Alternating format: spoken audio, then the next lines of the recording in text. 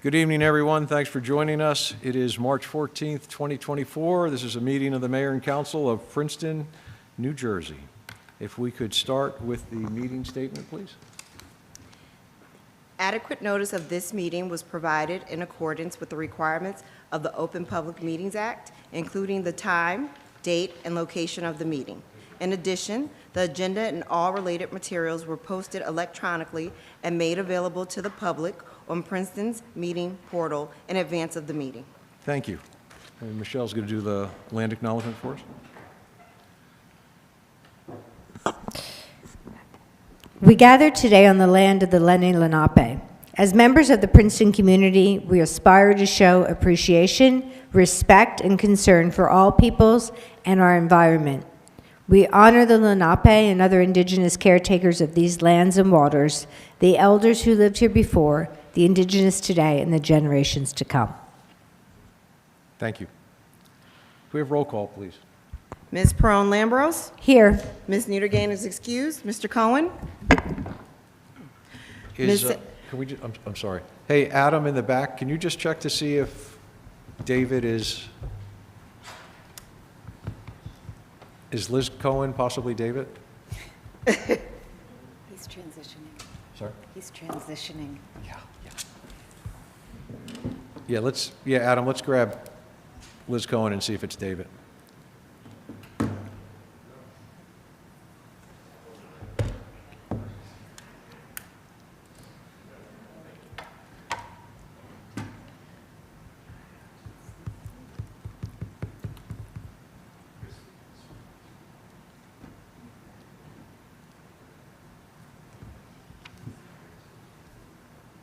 All right, I don't see a reply. We could just go with the rest of roll call, and if David, Okay. David can text one of us if he's trying to come in remotely. Okay. Ms. Sachs? Here. Ms. Fraga? Here. Mr. Newland? Here. Mayor Frida? Here. You have quorum.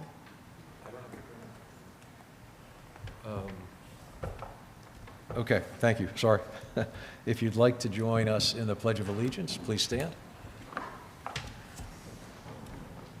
I pledge allegiance to the flag of the United States of America and to the republic for which it stands, one nation, under God, indivisible, with liberty and justice for all. Thank you. Okay, we are going to start with announcements and reports from the council members. Council members with Leticia. Thank you. I just have two brief announcements. Well, they're both on behalf of Human Services Department. One is the Summer Youth Employment Program.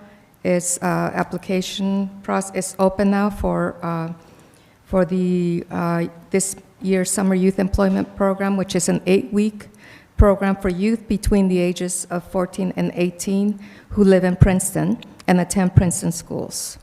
The program offers entry-level work experience, job readiness training, and career development. I mentioned already, applicant must be a resident of Princeton between the ages of 14 and 18, and they must be able to participate in the entire 8-week program and attend mandatory meetings. And also, as part of eligibility, the family income must not exceed 400% of the 2023 federal poverty level.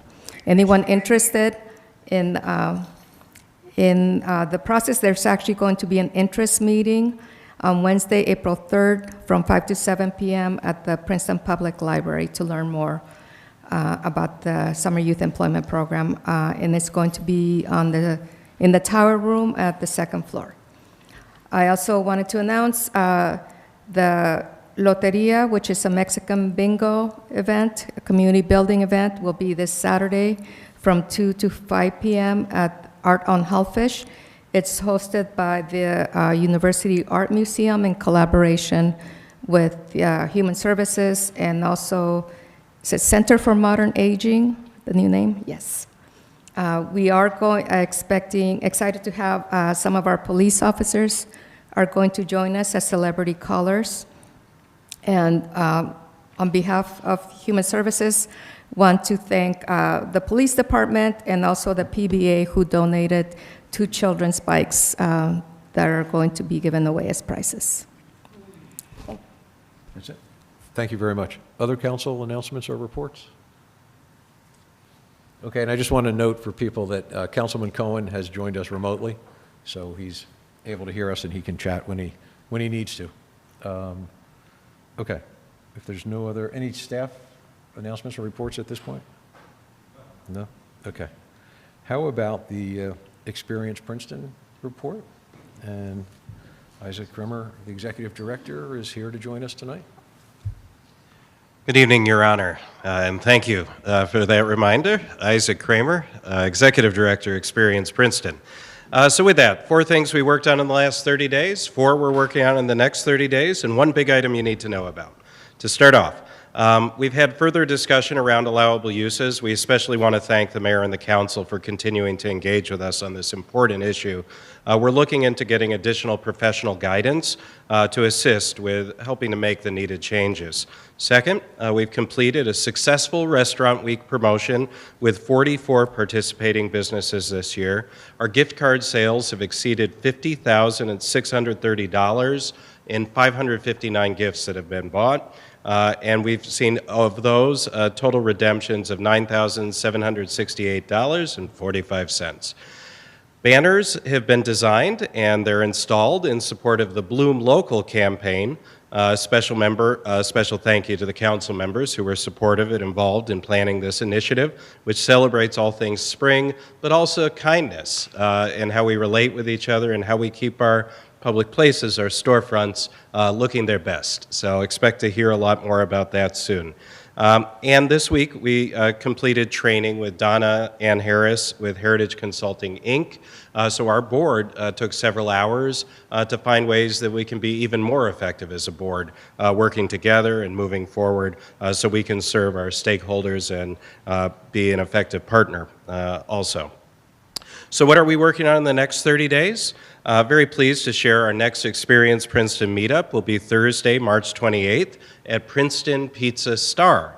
Now you may know that as Nino's Pizza Star, but it's under new ownership. And at this meetup, it's also the first time we're going to do a ribbon cutting and a meetup together. So it should be a lot of fun. We have a work plan and budgeting process that's beginning as we're anticipating the start of our next fiscal year, July 1st. Expect to hear more about that soon too. We're looking into options for public restrooms in Princeton. This has been an ongoing item. I imagine it'll continue to be as we look at this important issue. And we're finally exploring partnership opportunities with Morven, Princeton Symphony Orchestra, the Battlefield, and others around preparations for the 250th anniversary in 2026. But we really need to be starting working on that today, yesterday even, right? So the big item that I'd like to wrap up and tell you about is today I was honored, along with Council Member Michelle Perron-Lambrose, to give testimony before the Assembly Subcommittee on Community Development and Women. They had a special hearing dealing with special improvement districts, of which we're one, and we were able to tell the story of how the program here got started, but also give some input with our friends who might be there, about, well, wow, you say state government.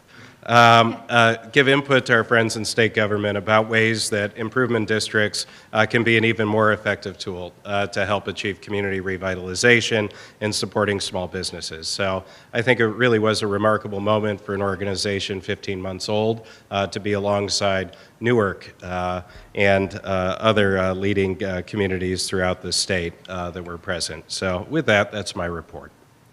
Thank you. Michelle? Isaac, on the agenda tonight is a resolution supporting the Main Street application. Can you just give council and the public a little bit of background on that and your expertise? Sure. So in addition to being an improvement district, there's a designation called Main Street, New Jersey. This is a program that dates to 1980. It was established by the National Trust for Historic Preservation, and it's all about a community-led grassroots approach to make towns better. So we apply a lot of that Main Street thinking already with our work with Experience Princeton.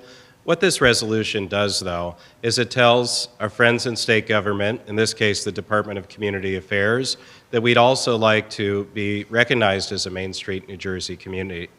So many of the benefits that come from it, probably first and foremost, is funding. Since 2019, $4.9 million of grants have been awarded to Main Street, New Jersey communities.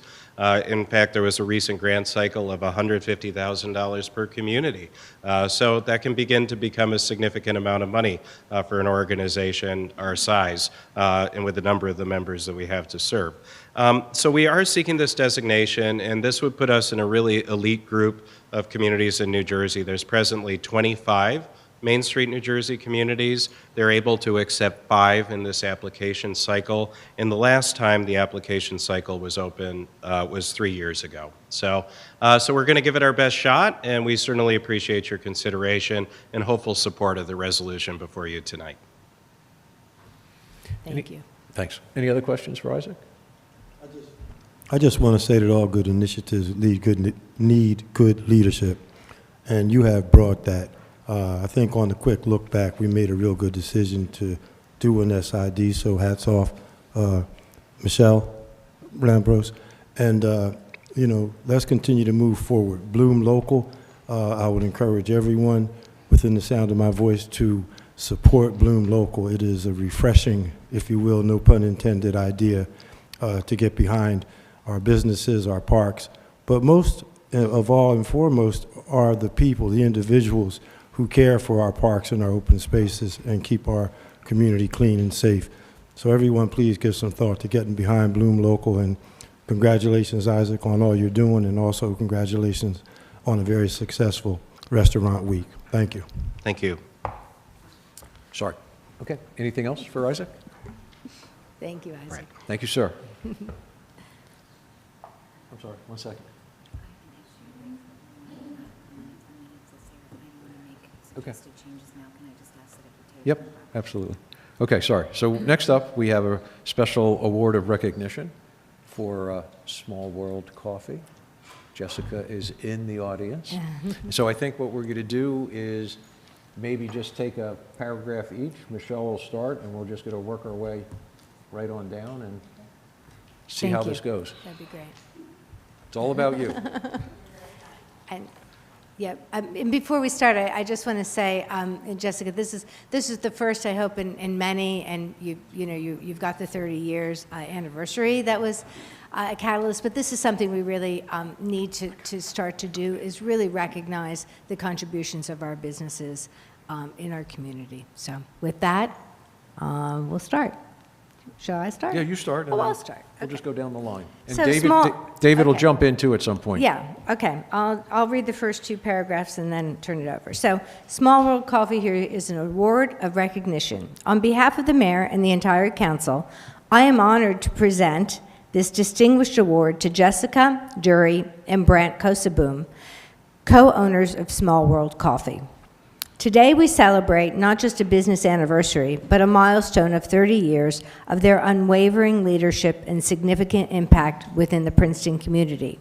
Small World is known as a shining thread in the tapestry of our business community. Over the years, it has become the central meeting place downtown for community groups, students, and friends. Small World has set an example of how local businesses can foster an inclusive atmosphere and forge connections within Princeton. Through cultural initiatives like their monthly art exhibitions, showcasing local talent, and their commitment to supporting fellow Princeton businesses in purchasing and vendor selection, Small World significantly enriches the cultural vibrancy and economic resiliency of Princeton. Commemorating the 30th anniversary, they collaborated with the Arts Council of Princeton to design a mural on Spring Street that symbolized the themes of unity and connection that Small World represents. In explaining the mural's significance, Small World offered a beautiful message. This mural stands as a vibrant portrayal of the delightful experiences that await us in Princeton as we come together with our friends and family. It reminds us that our community is here around us, ready to be embraced and built upon. So lovely. This is precisely what makes Small World Coffee special. They remind us that our community is here around us, ready to be embraced and built upon. We extend our heartfelt gratitude and thanks to their staff and families whose unwavering support and commitment have been pivotal to Small World Coffee's success. Please join us in honoring Jessica Dury and Brant Casaboom, the co-owners of Small World Coffee, with this well-deserved award of recognition. Sorry we cut you out, David. Anyway, Jessica, thank you very much. It's the thought that counts. I'd like to get a photo with Jessica. Sure. David, my apologies, David. Okay, we're Sorry. going to do a photo. What? Let's all go, Wait, let's photo all op. walk down here the one night. The night I'm wearing jeans. Yeah, okay.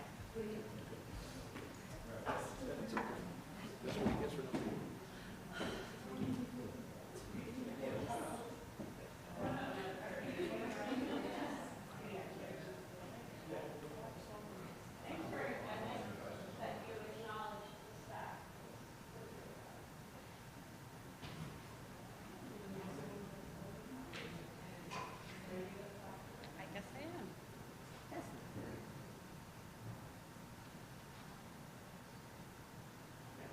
Okay.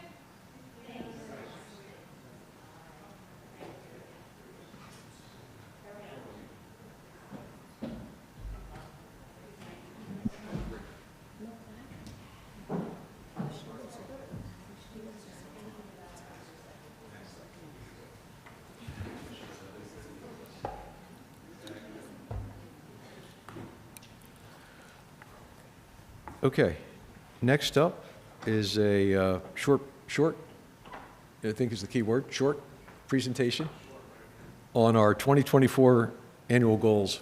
An update. An Where are update. Thank you, Mayor. So Jeff and I both will be doing a very short presentation of the 2024 goals. I'll be starting off. So just to remind the public, the Engineering and Infrastructure Operations Department, which I oversee, we typically shorten to E&IO, is comprised of sewer, public works, engineering, parking, buildings and grounds, fleet, urban forest, and open space divisions. We are responsible to execute more than 75% of the capital budget as calculated from the 2023 capital ordinance.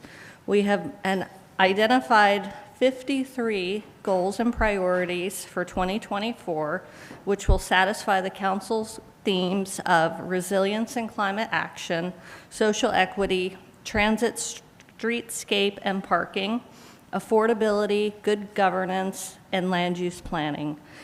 These goals are grouped on our list as mobility infrastructure projects, environmental projects, facilities projects, and miscellaneous. The 2024 goals and priorities are not a comprehensive listing of all of the day-to-day activities that our department manages. Much of our work, our goals, and priorities are not exclusive to 1 year, and so they may span multiple years due to the planning, design, and financing steps involved. So to highlight some of the goals that are on the list for 2024 under mobility infrastructure goals, we're looking to complete a transit mobility study and expansion of the Muni bus service, corridor improvement projects on Harrison Street, Hamilton Avenue, and Terhune Road, implementation of the bicycle master plan improvements on roads impacted by the PSE&G gas main replacement projects, as well as Princeton's annual resurfacing program. This will amount to about 10% of Princeton's roads that could be benefited due to the volume of work that PSE&G has done to date. Also included is completion of the Witherspoon Street corridor improvements, Nassau streetscape improvements, Cherry Hill Road shared use path extension. Moving on to the environmental goals grouping, we have the sanitary sewer pump station replacements, sewer trunk line improvements, which are partially funded by voluntary contributions from the university, storm drainage culvert replacements in 6 locations, as well as a stream bank restoration project on the Stony Brook, continuation of the stormwater utility feasibility study, tree canopy inventory, mountain lakes restoration or reforestation, a microforest planting project, and the environmental resource inventory. Also, climate action plan initiatives to broaden access to energy efficiency programs for residential, commercial, and low and moderate income residential properties. And this is an initiative that Sustainable Princeton and Health and Community Services will also be contributing on. Wrapping up with the last couple of groupings, we have the facilities goals and priorities. These include consolidating municipal staff, except DPW, at 400 Witherspoon Street, creating a public works facility at 298 River Road for DPW, which will allow us to open up 3 other municipal properties for planning of other uses, improving Community Park South and Grover Park, and updating Heinz Plaza. The more mundane goals fall under the miscellaneous. These include municipal code updates, including the outdoor dining code, which we'll have the public hearing on tonight, consideration of stricter gas-powered leaf blower regulations, and community discussions on regulation of personal electric vehicles such as e-scooters and e-bikes. So in closing, 53 goals are identified for 2024, and we know this is ambitious. However, it actually does not fully encompass all of the work that we are, is typically underway in our department. So if there are any questions about our goals, I can answer them at this time. Thanks. Thank you, Deanna. I just want to stress to everybody that the goals are overarching, and the things that your department and everybody associated with your world get pulled into are multiples of the items you listed. So, I mean, I think we understand that for everybody on staff. Jeff, did you want to? Sure. Thanks, Mayor. Thanks, Deanna. Just to get a little bit into the process, the goal setting has come a long way in recent years. Deanna's departments and our departments in Health and Community Services have an overarching shared document that we can see each other's goals and the progress, and we regularly check in on those goals and then make sure they align with council's overarching priorities and strategies. Under Health and Community Services, that includes health, which also includes animal control and rental housing, human services, recreation, and affordable housing departments. We've put comprehensive goals together for this year.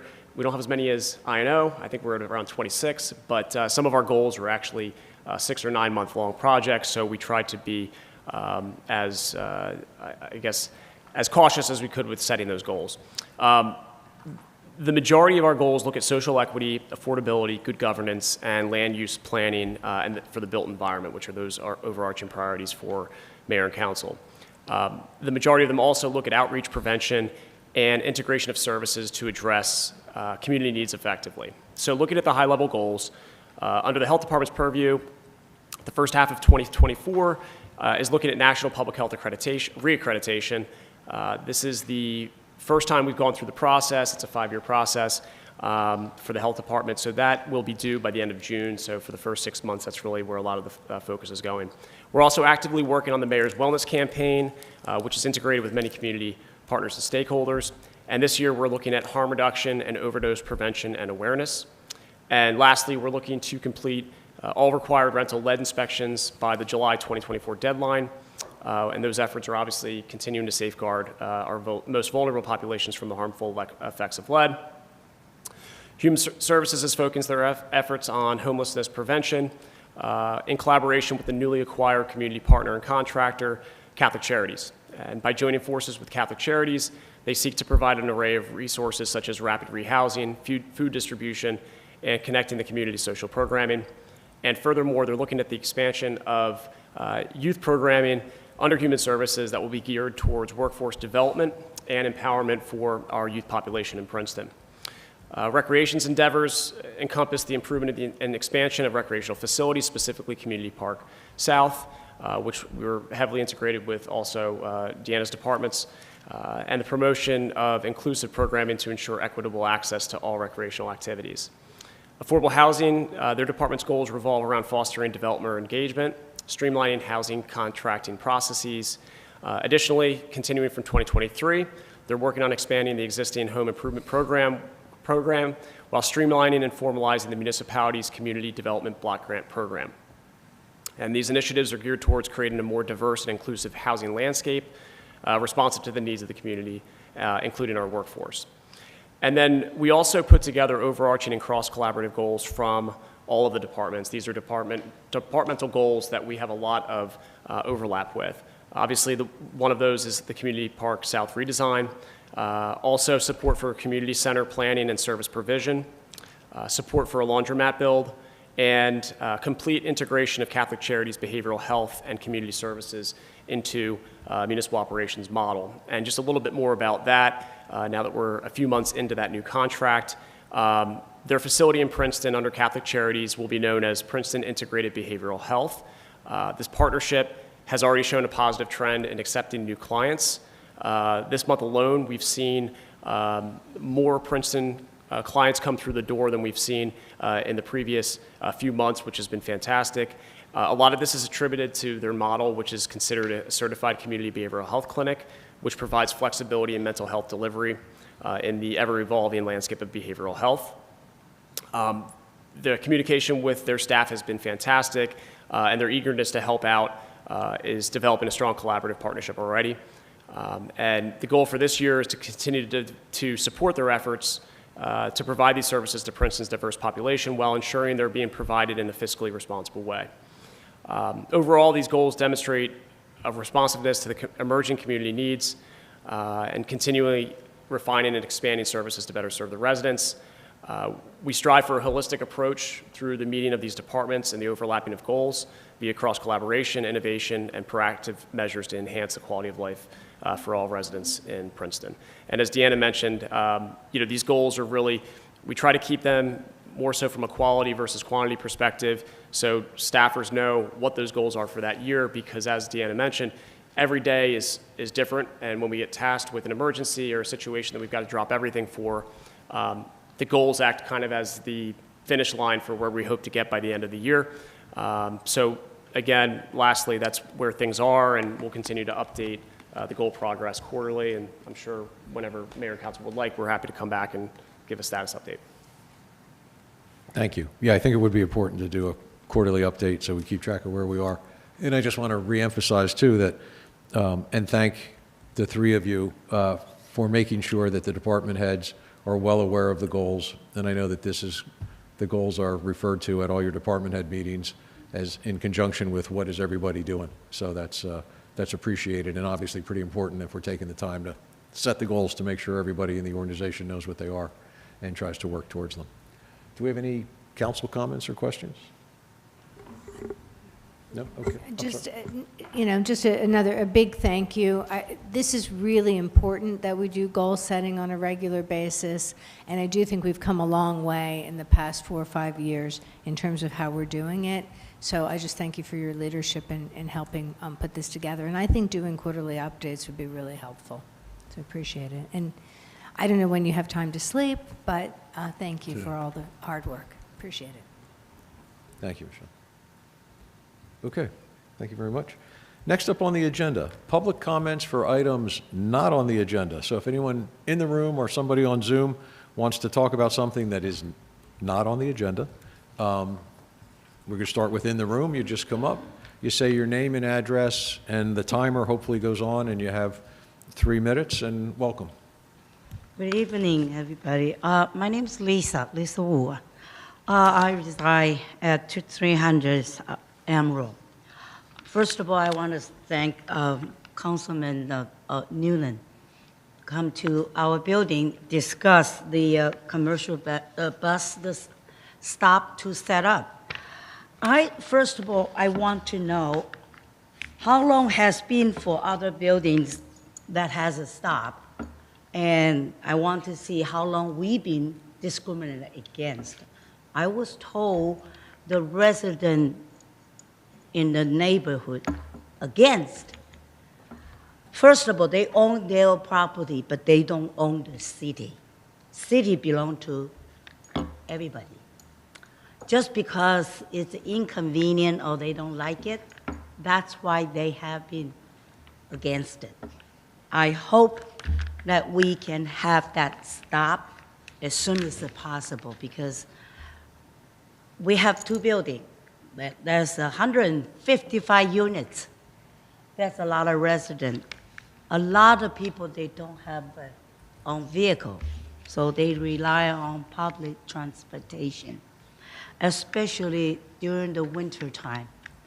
It's very difficult for them to even go out shop. And I think that is at least as Princeton City can do for the resident. So I'm begging this because I saw Reading Circle, they have a stop long time ago. I don't remember, but I guess I can get the data. I don't know which department in the town that I can get that information about the, About the commercial- route? The bus Right, stop. so Yeah. our engineering department would Oh, have. engineer, Yes. okay. Can I go visit them tomorrow morning to get the, Maybe you want to give them more than overnight to prepare for the question, but maybe give okay, them a couple days? maybe Monday, is that okay? Jim Purcell is the one that has been working most recently on the transit, and he is out of the office. I think he'll be back on Tuesday. How about if we connect? I'll connect with you tomorrow, and we'll set something up for when he gets back. Okay, I thought he's director of PCH.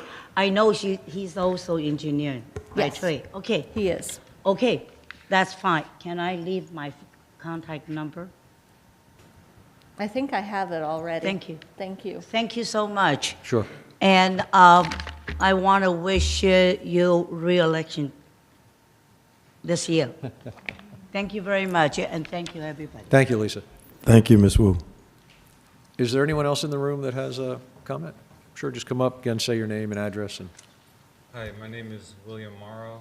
I am- William, could you just flip the microphone up since you're a little taller than Lisa? Yeah. Thank you. My name is William Morrow, and I'm a local business owner here in Princeton. I run a marketing agency, and I am working with local businesses, and I'm also a videographer.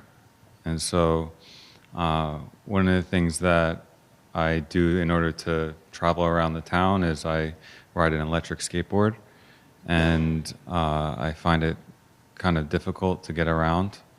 And so one of the things that I'm looking to do is set up an event where I could get people that are also riding electric bikes and skateboards and scooters to come together and kind of talk about, the challenges around, traveling around on an electric vehicle. And so, and also just network and that sort of thing. And so I'm looking to get more involved with the community and also figure out ways to improve ways to get around town. And Leighton actually invited me here to experience this for the first time. I've never been to a council meeting before. So this is my first time speaking and understanding what's going on here. So I'm really interested in getting involved with the community and figuring out how I can assist and be a part of the community. So yeah, that's all I gotta say. Okay, I appreciate that. So I think off the top of my head that we do have a pedestrian and bike safety committee, which is probably one that you maybe attend one of their meetings.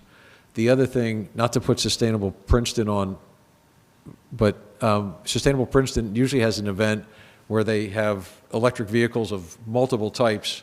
And I don't know, I forget when that might be happening this year, but. I did. Yeah, I met with them. Okay, already, so yeah. those are two avenues I can think of off right the top of my head, but does Leighton have your contact information? Or? Yeah. Okay, so we have a way to reach out to you. And maybe what we can do, Leighton, is we can do an email and just connect you with enough of us. That'd be great. And we can just exchange ideas and figure out Thank how you. to Appreciate help it. you along with that. Awesome. Thank you so much. Thank you. All right. Anybody else in the room? Okay. Adam, do we have anybody on Zoom that has a hand up for public comments not on the agenda? Okay, I don't see anybody on Zoom with a hand up, so we'll close that portion of the meeting, and we'll go to the next item, which is approval of minutes. There are 7 sets of minutes, so if anyone has exceptions or corrections to any of those, why don't you either point them out or ask for them to be held till you have a chance to talk to the clerk, but whichever. Mia? Yeah, I just would like to hold December 11th. There are a few things that need to be modified that I didn't catch, so if I'm we sorry, we could, say January? Which one? I think December 11th. December 18th or 19th or 28th? January 11th?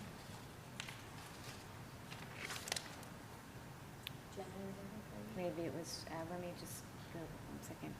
All right, well, Mia's going to take a look. Did you have a comment? Michelle? Well, yeah, I mean, we didn't all attend all the meetings. Should you want to do them? I don't know if we can do them in a block. Yeah, maybe it's just easier to do them one at a time, and we can Yeah, do I think people so, that because weren't at that each way, one. yeah, And yeah. Okay. So if December 18th is okay, I'll move that, but I'm waiting for Mia.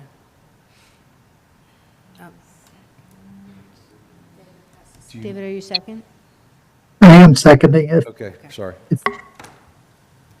All right, so let's just pause a second, because I don't want to, Yeah, I'm, sorry, we can all think nice thoughts about, what's the Bloom, Princeton Bloom,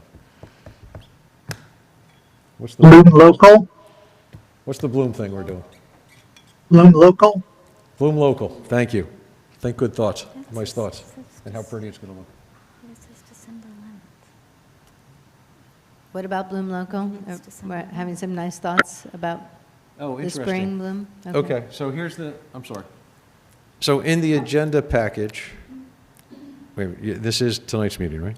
Yeah. Oh, this is last month's. Okay. I say, the jury will disregard me as prior comments. Okay, so we have a motion on December 18th minutes. It's been moved by Michelle, seconded by David. Does anybody have any comments, questions, or anything on that set of minutes? Okay, and this is what I'm going to do for all 7 sets. Those that agree, those that disagree, are approved, nay, and abstentions. So just so you know, that's what I'm going to do. All right, so everybody that approves, say aye. Aye. Aye. Any nays? Any abstentions? All right, that was all ayes for the December 18th. December 19th, do we have a motion? I'll move it. Thank you, David. I'll second. And Leighton's got the second. Any questions, comments, anything on those? All right, seeing none, all in favor say aye. Aye. Aye. Aye. Any nays? I don't see any. And no abstentions? Okay, great. December 28th, is there someone want to move those? Leticia, thank you. Leighton's got the second. Any questions, comments on those? All in favor say aye. Aye. Aye. Aye. Any nays? Any abstentions? I abstain. Okay, so Michelle abstains from December 28th. The rest were ayes. Thank you. January 3rd, somebody want to move those? Thank you, Leighton. Leticia's got the second. Questions or comments on January 3rd? All right, seeing none, all in favor say aye. Aye. Aye. Any nays? Any abstentions? Okay, January 8th, would somebody move those? Thank you, Leighton. Is there a second? Thank you, Michelle. Questions or comments? Seeing none, all in favor say aye. Aye. Aye. Any nays? Any abstentions? January 11th, would someone move those? Thank you, Michelle. Leighton's got the second. Any questions or comments? Okay, all in favor say aye. Aye. Aye. Any nays? Any abstentions? All right, January 16th, would somebody move those? So moved. David's got the motion, Michelle's got the second. Questions or comments? All right, all in favor, say aye. Aye. Aye. Any nays? Any abstentions? Okay, cool. Thank you very much. All right, next up is this little thing called a budget. So our CFO is here. Sandy, do you want to chit-chat with us? I first? certainly do. I wait for this every year. There we go. I know David is on as well, and he's going to do part of the PowerPoint, and I'm going to do part of the PowerPoint. So we can do the PowerPoint first, and then we can go through the ordinance and the resolutions, if that's okay? Yes. Okay, so David, I think you can take it away. Great. So whoever is projecting it, you can go right ahead and pass the cover sheet and on to slide number 2, which is the budget overview. Hold on. And Technical difficulty. can everybody see that? We don't, Yeah, on the screen they can. Okay. Yeah, there we go. I'm sorry if it's not showing up on the video monitors on the No, it the is now. dais, Yeah, but yeah, it just popped up. We're good. okay, great. So basically, the expenditures this year are slated to increase by just over $1 million, which is a 1.45% increase. Breaking that down is salary and wages are up $932K, and other expenses are up only $134K. But I do want to point out that those numbers are a little bit, they're not the full picture, because the salary and wages are up quite a bit because of bringing police dispatch in-house. I believe the number is about $770,000. That is not new employees, nor is it new expense. In fact, we have an offsetting savings on the administrative side of about $1 million realized by bringing that in-house. So I just wanted to make that point. But you can see on the slide a few other staffing changes, which are more straightforward in increasing the salary and wage number by a bit. And of course, salary increases due to cost of living adjustments are also part of that picture. And then under the other expenses, you can see that this other expense number was reduced by 1.717 million. And a lot of that is because, like I say, that same number, the police dispatchers, but there's some other ones as well. We've been really effective, staff and Sandy have been really effective at reining in those expenses. So, but there are still some drivers there that are making it a challenge. The garbage and trash collection number went up by about $350,000. That's largely around the recycling program that's run by the county, and the group liability and workers' compensation. We saw less of a rise than last year, but still about a $500,000 increase on that line item. Next slide.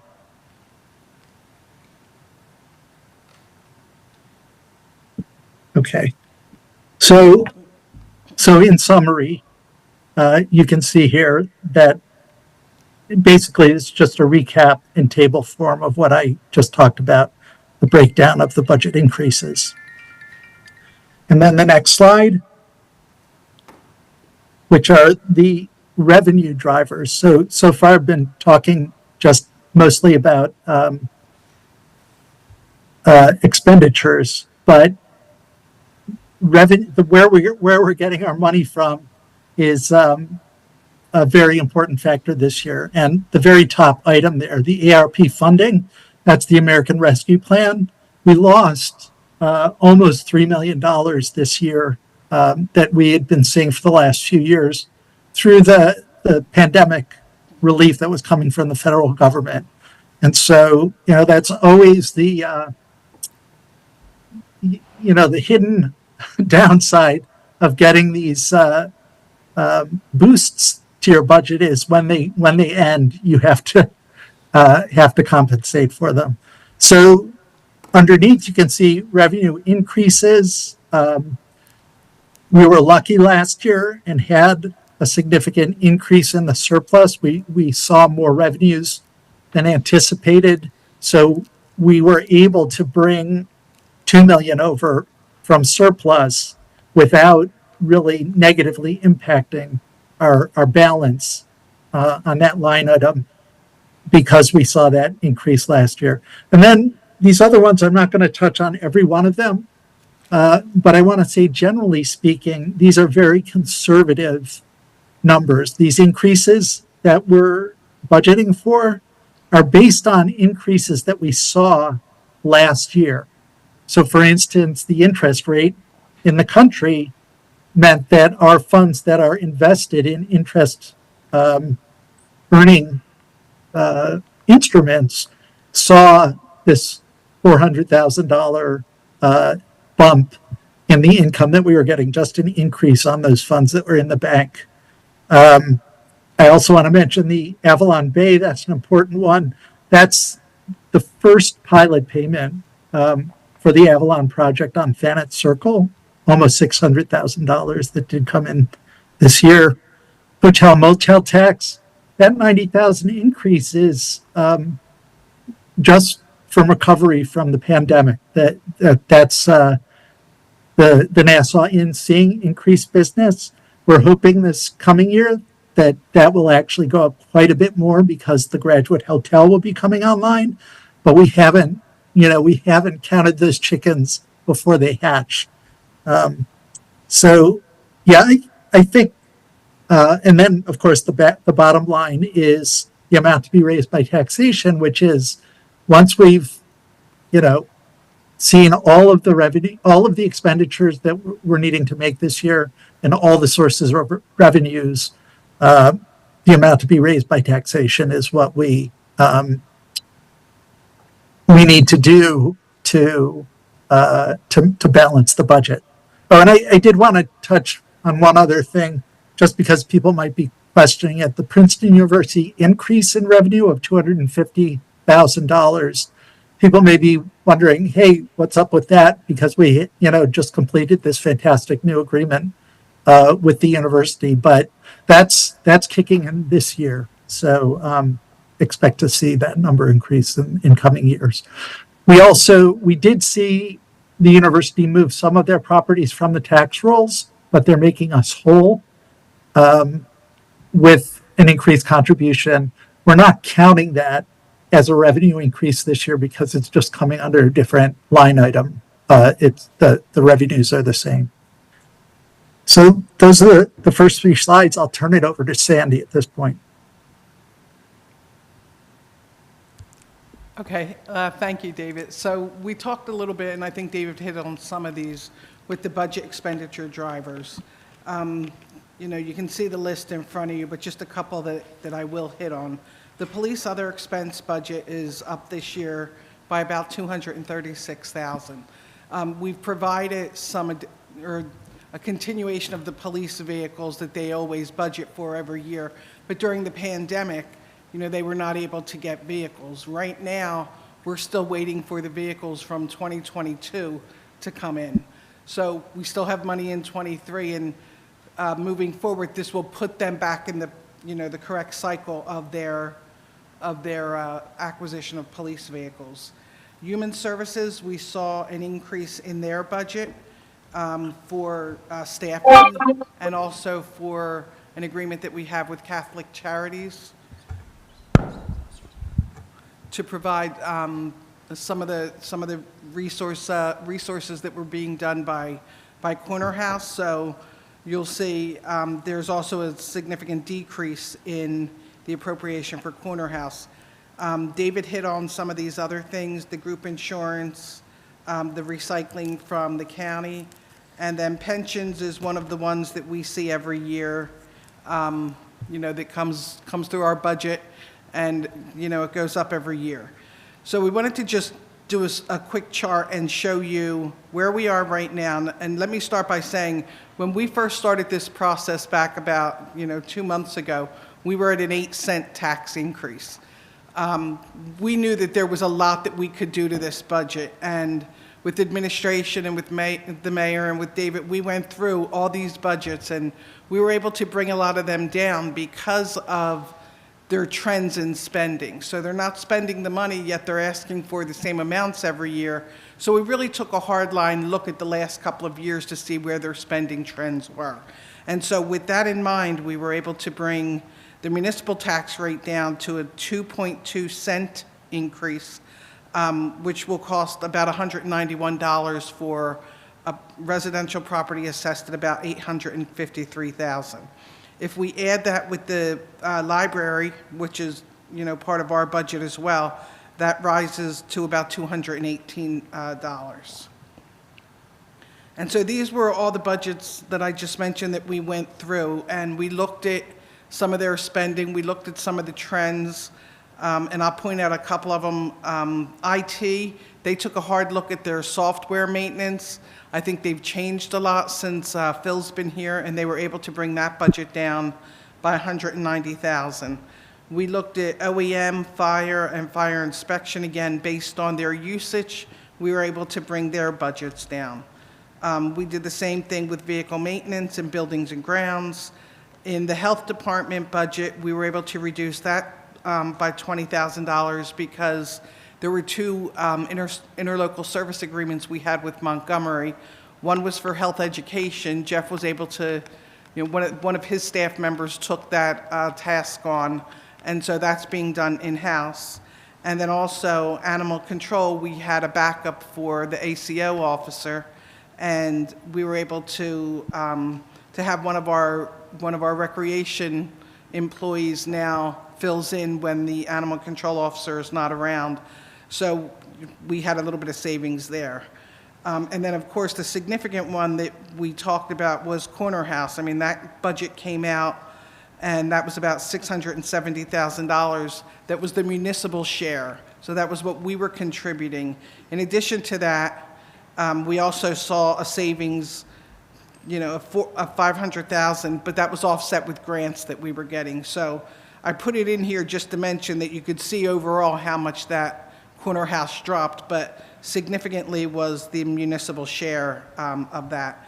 And then also sewer operating, again, based on their usage and their spending habits, we were able to reduce that budget.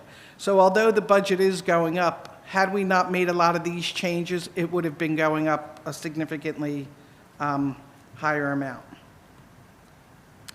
And so I just wanted to touch on surplus because this is something that David mentioned. At the end of 22, we had about $18.5 million of surplus, and we used about $8 million of that. This year, or when we ended 23, the surplus was up, almost a little over $3 million. And because we lost the ARP funding, we said, well, let's just take, we're in so much better financial shape, let's take another $2 million of surplus to keep the tax rate at something that we were comfortable with. Parking, again, we're using a little bit more than we used the prior year, but that has rebounded, and I think it will continue to, we'll see a lot of realized revenue there in the parking because of, after the pandemic, we saw really low numbers in parking, and that's really rebounded nicely. And we continue to take $1.8 million out of the parking and turn it over to the current fund as a revenue, which was something during the pandemic we were not able to do. So, I'm really happy with the way things have rebounded there. And so just to kind of recap, these are some of the things that we changed to sort of mitigate a little bit of the tax increase. I mentioned the surplus, the reductions by administration. David mentioned the investments and deposits, the interest that we get. We saw a significant amount of the way we changed investing at the, in our finance office For a long time, we had not invested in New Jersey cash management. Their rates were really low. What we saw at the end of the year was they were closer to 5%. So we jumped on that, and we made a significant amount of money. And just looking at the first couple of months of this year, I know we're going to exceed the amount that we've anticipated. But again, that'll help us to replenish the additional surplus that we're going to use. So we feel really comfortable with that. I think next week or the next council meeting, we discussed this with the Finance Committee. We know we're going to see significant increases in sewer. We know the debt service is going to go up a lot. So we're going to bring a sewer ordinance rate increase before council for next year to start that process of increasing sewer. I know David Goldfarb and Andrew did a presentation last year before you and said how that's going to plateau before it kind of levels out a little bit. And then I'm going to mention the assessment fund balance because a number of years ago, council decided not to bill for sidewalk assessments anymore. However, because they're paid back over 10 years, we're still continuing to collect on some of those older ones. So we've got a healthy surplus sitting in the assessment fund balance, and it's a perfect, time for us to bring that revenue in. Again, to offset some of the tax increase. Again, I feel like I'm beating a dead horse on some of these, but it's the insurances. These are the things that we don't control. Insurances, the utilities, the pensions, Stony Brook, and our debt service. I mean, that's almost $31 million. It's 41% of our budget that we have no control over. So we just thought that, that's always worth mentioning. And that's it. So thank you. That's a great presentation, Sandy. Thank you. So thank you to you and your staff and the Finance Committee for working on all of that. Great job. Council questions or any comments? Great presentation. Thank you very much. Thank you. And David, too. And Dave. Oh, yeah, that guy. Thank you. I'm really enjoying collaborating with Sandy on this stuff, I have to say. Okay, so let's go into the budget section of the agenda. And first, there is an ordinance 2024-11, an ordinance of the municipality of Princeton to exceed the municipal budget appropriation limits and to establish a cap bank. The public hearing would be April 29th, 2024. So is there a motion on that? Thank you, David. I think David should get, since he's the finance chair. And Leticia's got the second. Can we have a roll call vote on that? Ms. Lambros? Yes. Ms. Niedergangs is Pews. Mr. Cohen? Yes. Ms. Sachs? Yes. Ms. Fraga? Yes. Mr. Newland? Yes. Carried. Thank you. Next up is 2477, resolution of the Mayor and Council of Princeton approving local budget examination for the 2024 municipal budget. Sandy, what does that mean? So every third year, our budget is reviewed by the Division of Local Government Services. We were lucky enough to be in that select pool last year. So this year, and then you'll see this again next year, I get to self-examine. So it's my recommendation that we don't have them review our budget, and we're allowed by law to be self-examined. Thank you very much. Okay, is there a motion? Thank you, David. Michelle's got the second. Any questions or comments? All in favor, please say aye. Aye. Aye. Okay, that's everybody. 2478, resolution of the Mayor and Council of Princeton authorizing compliance with the United States Equal Employment Opportunity Commission's enforcement guidance on the consideration of arrest and conviction records in employment decisions under Title VII of the Civil Rights Act of 1964. Okay, what does that mean to us? Again, this is kind of crazy that this is part of the budget process, but this is one of the requirements of the state that council signs a group affidavit that our hiring practices are in conformity with the statute. So, Thank you. And if I can just, Sorry, David? well, I was going to make an additional comment, but Oh, go ahead. Leticia might have taken the same comment. So, Oh, Leticia, go, or were you just moving it? I was just moving yeah, it. Leticia just moved it. Okay. Yeah, so just a little bit more detail about that there's a requirement now that on employment application forms, you're no longer allowed to have a box where people have to right up front say that they have a criminal background. that is allowed to come out during the interview process, but not in the first screening process. So that's the rule that we're supposed to be complying with under this resolution. And Thank you. if I can add to that, actually a few years back, the Civil Rights Commission was advocating for us to follow this ban the box initiative. Okay. So that's moved by Leticia, and was there a second? Thank you, Leighton. All in favor, please say aye. Aye. Aye. Okay, it's everybody. 2479, resolution of the mayor and council of Princeton, introduction, so wait a minute, is this actually a resolution? But we're having a public hearing, but it is a resolution. Yeah, this is just for the introduction, so we have a formal resolution that's done. Okay. Let me just start over then. 2479, resolution of the mayor and council of Princeton, introduction of the municipal budget for 2024. The public hearing on that will be April 29th, 2024. Which Michelle's got the motion, Mia's got the second. Roll call vote. Ms. Pearl Lambros? Yes. Mr. Cohen? Yes. Ms. Sachs? Yes. Ms. Fraga? Yes. Mr. Newland? Yes. Carried. Thank you. Next up, it says budget introduction / support materials. Is that everything we already did? That's Yes. basically everything we did. It also includes the parking budget, the affordable housing, and I think that was it, the revenues and appropriations. Okay, so that was already all presented. Thank you. Okay, so now we have, Sandy, thank you very much again. Thank you. All right, so we have public hearing on 2 ordinances. First up is ordinance 2024-09, an ordinance by the municipality of Princeton repealing existing chapter 29, sidewalk cafes of the Code of the Borough of Princeton, New Jersey, 1974, and replacing it with a new chapter 29 entitled outdoor dining. Is there a motion on that? Thank you, Michelle. Is there a second? Leighton has the second. Questions and comments by council? I have some comments, and I know David does as well.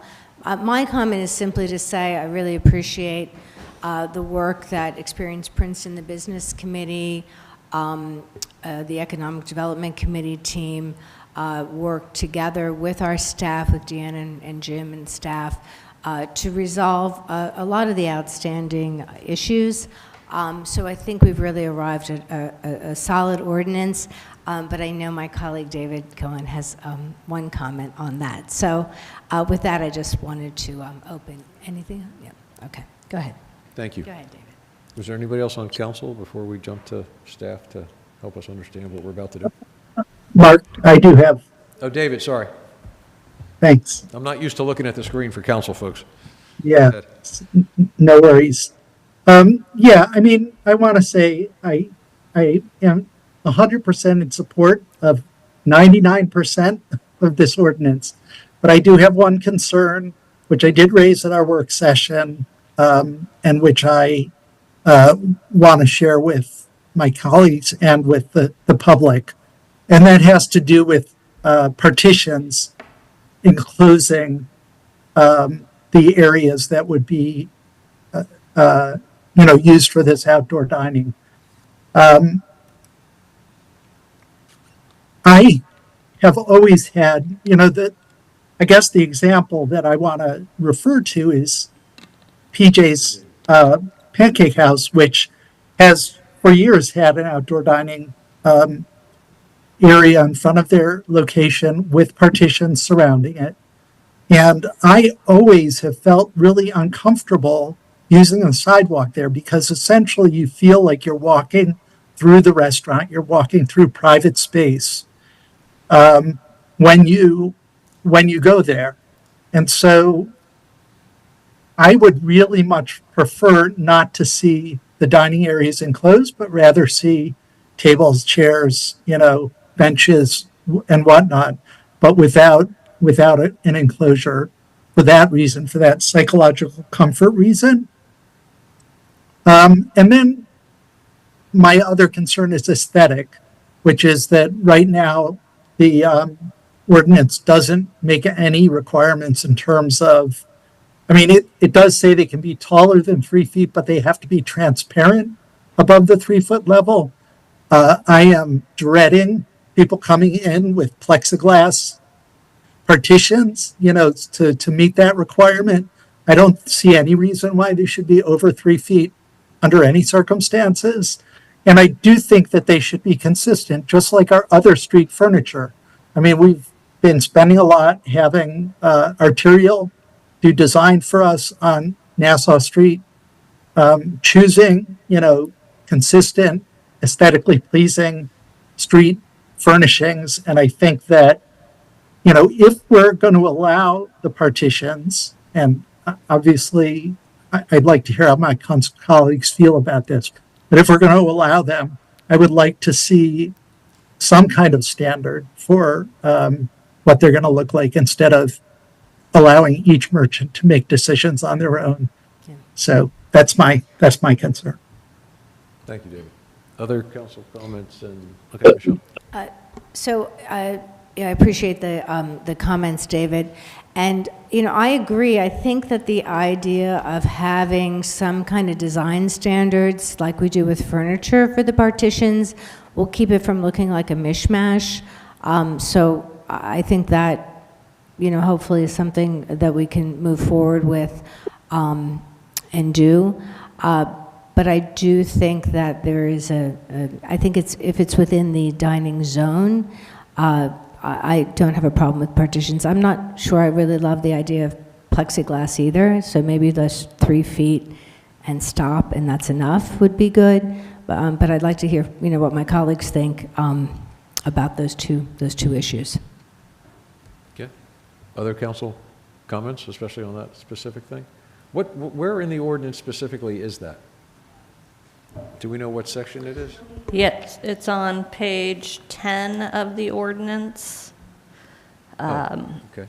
It's item M, and I don't know that I see anything allowing more than 3 feet in height for those barriers. Right. The barrier shall not exceed 3 feet in height and shall allow pedestrian traffic from the curb to the pedestrian passageway.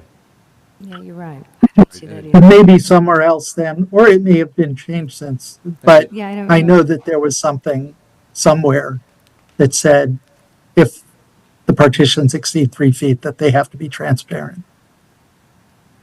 Okay, so it sounds like the height may be addressed in here, but I don't see a standard for so David's concerned about the standard. Appears that is something that we may want to take note of. Okay. Let me see, are there any other, I'm sorry, Leighton? I would just say that I do understand the psychology of what David is speaking about when you walk by PJ's. It is a little different. It does seem like that belongs to them.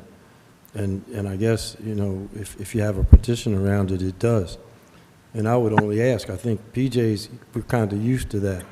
But what would it feel and be like if every place that served food on the sidewalk decided to do exactly what PJ's has done? That would be something very different than what we have now aesthetically. So, something to think about. Okay. I'm sorry, Deanna? I would just like to make a clarification. PJ's does actually own about 6 foot of the sidewalk in front of their the facade of the building. So it is somewhat of a different use case in that it is their private property. And that area, while this ordinance is only for municipal roadways, our ordinance would not apply to private property where site plan approval is needed through the planning board. Thank you. Mm-hmm. Thanks, Deanna. Are there other areas of concern? It kind of sounds like the vast majority of this is acceptable to folks. Was there, Deanna, were you going to have Trishka elaborate on, there were apparently some questions about signage and conflicts with our code, and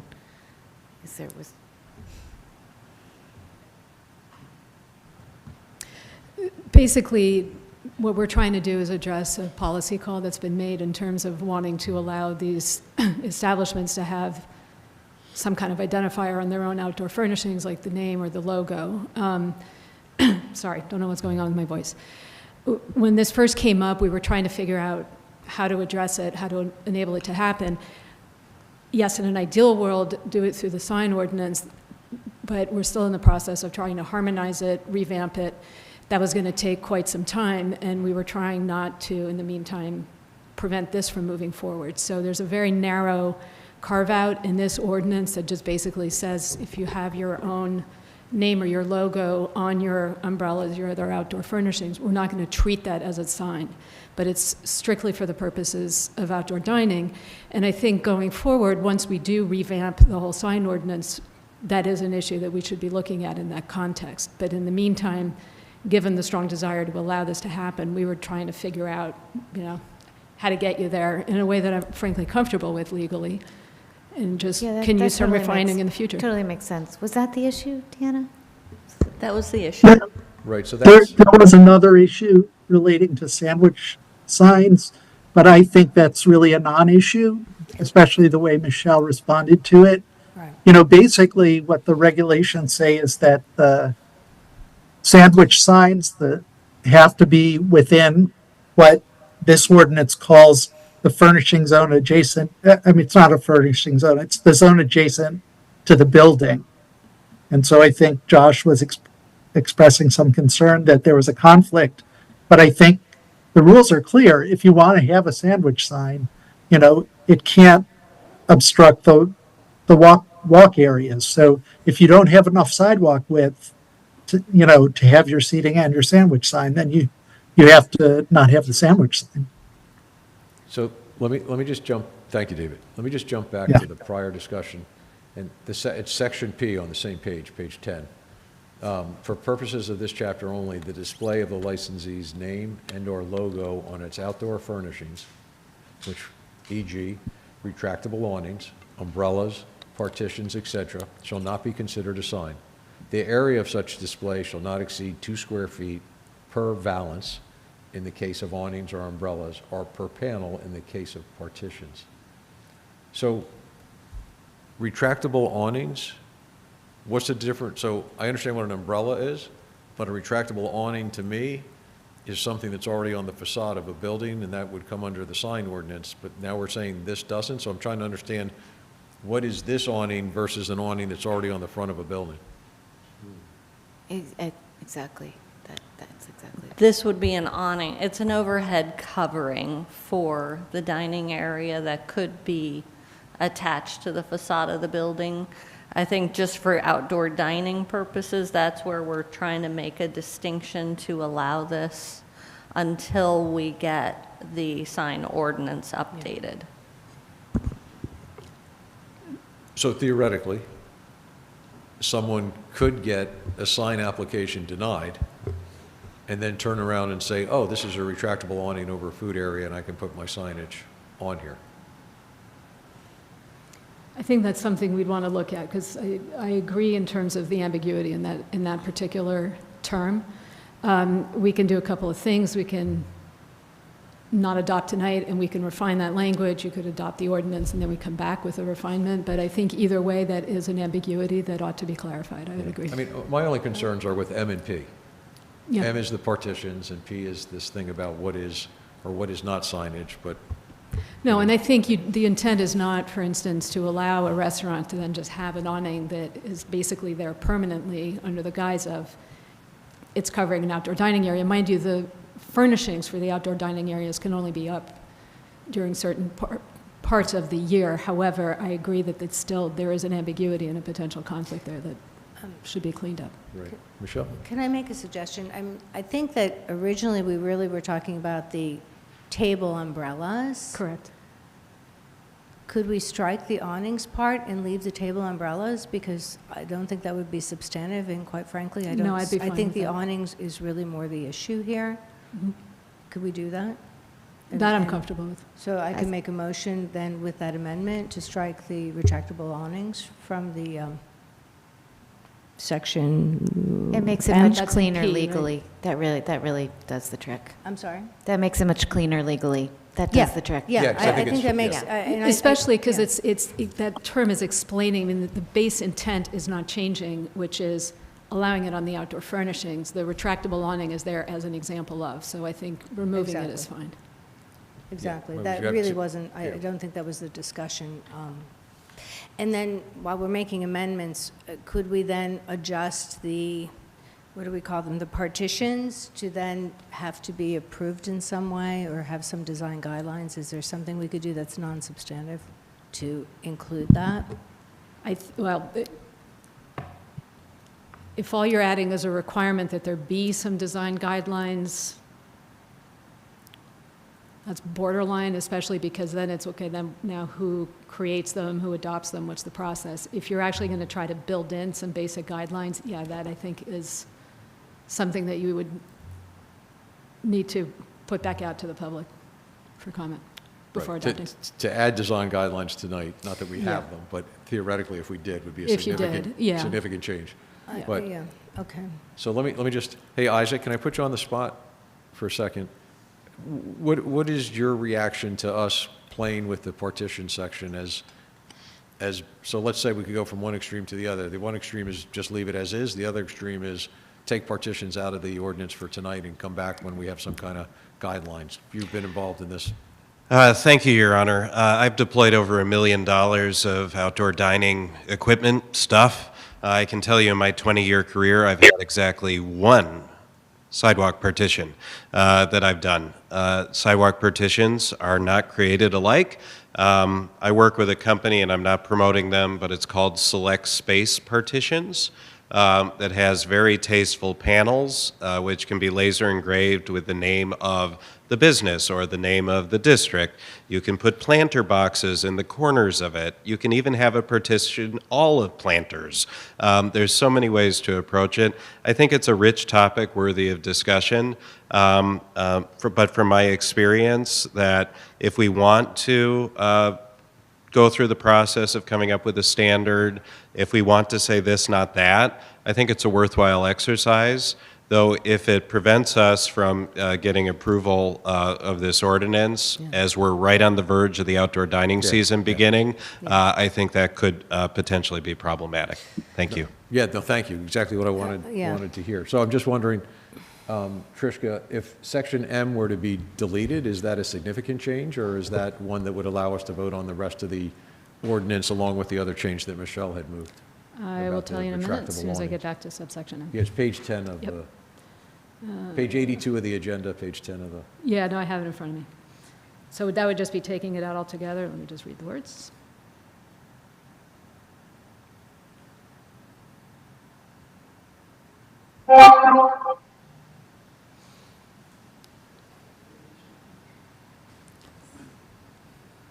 The fact that I'm sitting here trying to figure out what the import would be of removing it tells me that So it's probably too significant a too- change too to drop to significant, M. yes. So we might want to just, between Isaac and Michelle, because you guys have a lot of contacts in the business community, we might just want to make it clear to people that we're going to come back and do some sort of standards for the partitions, and if anybody Exactly, were to that's- buy partitions, they're doing so at their own risk, and they should be very careful about doing that. Yeah. Mark, if I can just jump in. First of all, I want to make the comment that if Isaac has only done one partition, in his 20 or 30 years of doing this stuff, I'm not sure that enabling partitions is an important feature of this ordinance. I really agreed with Leighton's point, and I also think we should hear from the public to see how people feel about this. Well, we will. Right now, we're having our discussion. Yeah. But I would like to strike section M for now. I'm sorry, you'd like to do what? I would like to strike section M. David, the Not problem have- with striking it is that then we wouldn't, it delays we're concerned about, we're going right into dining season, and Trishka has. But I think it only delays for 2 weeks. Trishka, correct me if I'm wrong, but we don't have to come back with a new introduction. That's correct. What you would We be can doing- reintroduce tonight with You'd that intro- change and vote on a final form in 2 weeks. And to me, that's not such a big delay. Yeah, David's correct. What you would do is you would introduce that change tonight and then continue the public hearing until 2 weeks from now, and then you're holding the public hearing on that amendment. We call it reintroduction. You're not scrapping the ordinance and starting over, is my Right, point. but that assumes that within 2 weeks, we're actually going to come to a... No, it doesn't. No, we just. It just says That's if you're that taking that until we section come out. back with come back specifics, without that them people at all. can't get partitions. So that would be one option. It's not a great option because I was outside today. I think a lot of people were outside today. We're like in spring. I mean, So I just want to ask Deanna, in terms of the partition piece, I mean, what if we move this forward now and bring back an amended ordinance in a few weeks? I mean, how essentially, if we're not really, we need to start taking applications. We need to have something in place. So tell us in terms of process, how this would work in scenario A or B, whether we postpone entirely or whether we bring this back and do an amended ordinance in a few weeks to strike M or change M. So if this is approved tonight without modification to partitions, that would enable businesses to apply for a permit, including partitions. It is a permissive statement in the ordinance in that they may have partitions. That doesn't mean that every applicant will include partitions with their application. If we do not pass tonight, we delay, I think, the public hearing probably would not be until April 8th. Is that correct, Raina? Yes. And the application period is 15, after the application is made, you have up to 15 days to say yes or no, so you have to add, so I'm just saying we're adding a lot of time. Correct. It's mid-March now. If I own a place and I want to put outdoor dining in front of my place, I'm up against the gun at this point. Right, right. So the other option then is that it passes tonight. We come back on the 25th with an ordinance that would remove the partitions. And then- Or apply standards. Excuse me? Or apply standards. So we could pass the... Correct, So correct. the one option is pass it with the one minor change that Michelle made just a little while ago, and then we come back and tweak M at a future date. Yeah. Correct. I'm just I getting think- concerned about how long it's going to take Yeah. people to get their approvals for this if we don't pass this tonight. I totally Yes, agree. me I'm too. real worried about that. So- I do just want to point out that if we pass it like this tonight and people come in with applications quickly, which have partitions, even if we change it in 3 weeks to say no partitions, everybody who came in with the partition before we change it will be allowed to have partitions. Right. We can't, it's not going to be retroactive. It's going to be time of application that's going to determine what rules apply to the application. Good Time point. of application, by the way, would not apply here. This isn't a land development ordinance. Right. It's So- not, she So said can it's you not say a that again, development Trishna? ordinance, Yeah, David, so it wouldn't be There's no time of application rule that would So apply here. we can retroactively Yes. take away the permit. Yes, now, the I mean, permission you could to get a have lot of, partitions. you could get business owners squawking potentially that they've expended money, but yes, this could have retroactive effect if you wanted it to. There's Right, no well, we could- prohibition. So if somebody applies and says they want to have a partition, staff could point out to them, hey, wait a minute, they're about to apply standards. You Exactly. really shouldn't do this. Especially if Exactly. it's an ugly Yeah. partition. Yeah. Right. So. Okay, yeah, so Leighton has some. Leighton? Mayor, just one more question. We also have a hard stop at 12 midnight.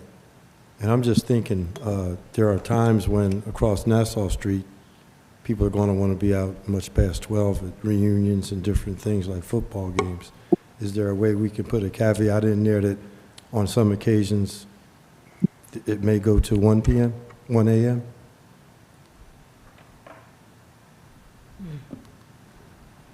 Well, Some I flexibility. think it's a balance. It's right now it's trying to draw a balance between the businesses on the ground floor and the people that live upstairs. Yeah. You'd also have to define those circumstances. It couldn't be discretionary. I mean, you'd have Yeah. to state specifically when it is that they're allowed to be open later. Well, that's a question of enforcement as Yeah. well. I mean, Yeah. but, Well, I think that's something we could, my gut reaction to that, Leighton, is maybe we should just let this flow and see what happens. Sure, I'm And sure. see how it's a- many times people came to us and said, geez, I really wish I could have done this past midnight, and how many other people that live near them, near that business said, Jesus, I'm glad you didn't do that. Yeah, Yeah. there are residents. Excuse my there. language. Be fair to both. Okay. yeah. Okay, so let me, Yeah, go ahead. I think we've had pretty much our comments, so we can dial the public in. All right, so first of all, anybody in the room that wants to talk to this ordinance and any of the discussion? Raina's Mayor, point of signaling. order. Michelle made a motion, Right. so you either need to second it, someone needs to second It it, or was. strike it, So, Right. second it and what? or strike it. I second it. Yeah, Thank you. I thought it was before. Okay. Sorry, Isaac. Thank you, Raina. Good evening, Your Honor. Exciting night. So I would be remiss if I didn't mention to our colleagues within municipal government who really were exceptional throughout this process. Multiple meetings, memorandums, and there was really a spirited and I'd say a healthy back and forth where, as experienced Princeton, we were able to bring forward data, benchmarking of other communities, and also some of our concerns, in the earlier versions. And I'm very proud of the work product that's been brought forth before you tonight. I think as some of the back and forth has shown that it's not perfect. But I also want to remind you and the public that the last time this body did this was 50 years ago. So I think 2024 is a very good time for a new ordinance, and there's many things in there that we find admirable. So on behalf of Experience Princeton, our board of directors, our volunteers, we'd urge your prompt approval of this ordinance. Thank you. Thank you, Isaac. Anybody else in the room? Okay, I see one hand up on Zoom. Adam, can we allow Karen to talk so we could hear her comments? And Karen, just once you get added into here, just state your name and address, and there's a 3-minute limit. There you go, Karen. You should be able to talk now. Okay, great. I just want to bring up an issue I'm sorry, Karen, could you just for the sake of the minutes, could you just state your name and address or business or whatever? Yeah, sorry. Yes, I'm Karen O'Connell. I live at 17 Hibben Road in Princeton. And I'd like to bring up the food waste aspect of this outdoor dining ordinance. I'm a big proponent of outdoor dining, and I'm happy this is going forward. But we need to have the issue of waste fully addressed. I've read that the proposed ordinance requires submission of a written description of the applicant's program, including a description of the establishment's waste collection program. And while this is a start, the requirement should go a step further and be for an approved description. And importantly, the storage of any waste must be in a secured lidded container. In recent years, while food waste was proliferating on Nassau Street, poison rat bait stations were becoming more and more ubiquitous, with some of the rat bait stations right next to tables where people dined. You can't walk very far into town without seeing one. These stations point to the fact that rats are enjoying the food we leave behind. As New York City can attest, poison rat bait stations aren't the solution. I won't go into details tonight, but without a real solution, rats will continue to proliferate while our wildlife suffers. New York City has spent millions of dollars studying rat control, and the conclusion they have come to is to stop feeding them. Today, all food-related businesses in New York City must use official secured trash containers, and starting this fall, residential buildings will be required to do so as well. So let's make sure this otherwise welcome ordinance doesn't have the unintended consequence of increasing the rat population in town. Thank you. Thank you very much. Okay. Can I just So that's all part of the application process, the detail on how the trash is being handled? Not the business trash, but the trash generated from the dining area. Yes, it is. And Right. it's subject So to our review and approval. Okay, so our Correct. expectation, I mean, we're well aware of the problems Yeah. just discussed. Mhm. So, okay, I just want to make sure that And we're is gonna there a be- requirement that it be sealed? There is not currently, but I think our existing ordinance for solid waste in the central business district does require that it is containerized. Yeah. So, All right, so it's reasonable to conclude that we will be looking for sealed containers, and we will also be looking for businesses to empty trash and not allow the trash to suddenly go in all the public receptacles and overflow, and then it's And supposedly it's on us as opposed to the people generating it. Correct. So these are Really all things we'll important. be looking at. Yeah, really important. I mean, and when this is posted, it would be great to have some additional language that sort of fleshes out beyond the skeleton of the ordinance, some of these additional, specifics that we want applicants to be aware of and comply with. Yeah. Okay. I was just going to comment that I totally agree. This was one of the big pieces that we wanted to solve throughout the dining district is the trash being taken care of by the business owners themselves. And I just want to add that we are working now on a next step in terms of garbage pickup, together the town with Experience Princeton and the business owners along the corridors, so that we can eliminate having trash cans that line the streets all hours of the day and night. So that's step 2 outside of the scope of this. But thank you, Karen, for your comments. Thank you. Okay. Is there anyone else on Zoom that wants to talk to this? If so, just raise your virtual hand. Okay. Nobody else in the room? Nobody else on Zoom? All right, we'll close the public hearing. So the ordinance would be as presented with the exception in section P on page 10, the retractable awnings, that phrase, 2 words, however you want to describe that, would be removed. So that's what we're voting on. Yes. Okay, and that is a roll call vote, please. Yes. Ms. Perone-Lambros? Yes. Mr. Cohen? Yes. Ms. Sachs? Yes. Ms. Fraga? Yes. Mr. Newland? Yes. Carried. Thank you. Thank you all. This was a good discussion. Next up is ordinance 2024-10, an ordinance of the municipality of Princeton pertaining to hotel, motel, planetary retail consumption licenses and amending the code of the Township of Princeton, New Jersey, 1968. And Michelle's got the motion, Leticia's got the second. And what exactly are we doing here? What? No, you said, what are we doing here? Sorry? You want an explanation? What are we doing Yeah, here? what are we about to vote on? Sure, I can explain it. You want me to? One of you. Right now? Sure. Basically, under state law, hotel, motel licenses, they are a plenary retail consumption license like any other. However, they're not subject to the normal population cap. And in this case, the Graduate Hotel, we're anticipating, is going to be requesting one. Even though they're exempt under state law from the population cap, municipalities still have the ability to limit them. So obviously, that's not the intent here. So the purpose of these little tweaks are, A, to make it clear that they're also exempt from your local cap on the number of consumption licenses, and then to clarify as well, they're subject to the same fee as any other retail consumption license. A subject near and dear to my heart is adding more liquor licenses. So anyway, if short of reform, this is one way to go about it. So glad to. So this is to one support thing a it. hotel is able to take advantage of that a regular restaurant would not be able to do something similar. I'll toast to that. There you go. Very nice. Okay, any council comments or questions? There was nothing, I'll jump to public. Okay, anybody in the room that wants to talk to this one? Anybody on Zoom that wants to talk to this one? All right, seeing no one on either, we'll close the public hearing part and roll call vote, please. Ms. Perone-Lambros? Yes. Mr. Cohen? He said yes with it, he was muted. Ms. Sachs? Yes. Ms. Fraga? Yes. Mr. Newland? Yes. Carried.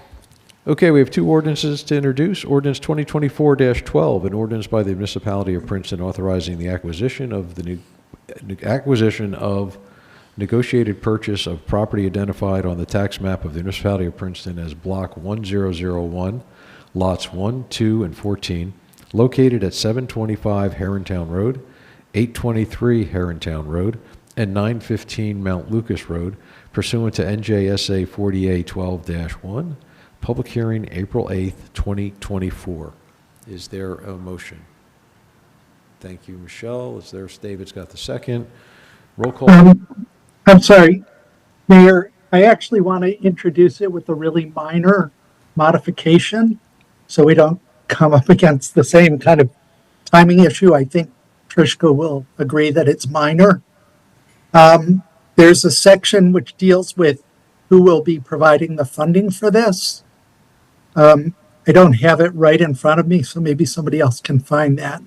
But it enumerates the municipality, Green Acres funding, and the county, and no other parties. And I wanted to add a brief phrase saying, and other private partners as pledges are secured or as contributions are secured. Okay, so this is the whereas at the bottom of page yeah. 1. It is anticipated the cost of acquiring the property will be funded by the trust together with NJ, DEP, Green Acres, and Mercer County Open Space Funds and local bond financing for any amount not covered by the above-mentioned sources. And I'm sorry, so David? You can make any changes you want to the preamble because it's not actually part of the regulatory aspect of the ordinance. It's explanatory material. Okay. So you can make it now, you can make it later. Yeah. All right. Well, I mean, does anybody object to making that language change that I suggested? Anybody just have a problem with that? No, that's fine with me. Great. Okay. Okay, so for the, Good catch. Raina and David can work on the, make sure I have it just exactly right. Okay. Roll call vote. Ms. Perrone-Lambros? Yes. Mr. Cohen? Yes. Ms. Sachs? Yes. Ms. Fraga? Yes. Mr. Newland? Yes. Carried. Thank you. Ordinance 2024-13, an ordinance by the municipality of Princeton regulating one-way streets and specifically traffic movement on Chamber Street and amending the code of the Borough of Princeton, New Jersey, 1974.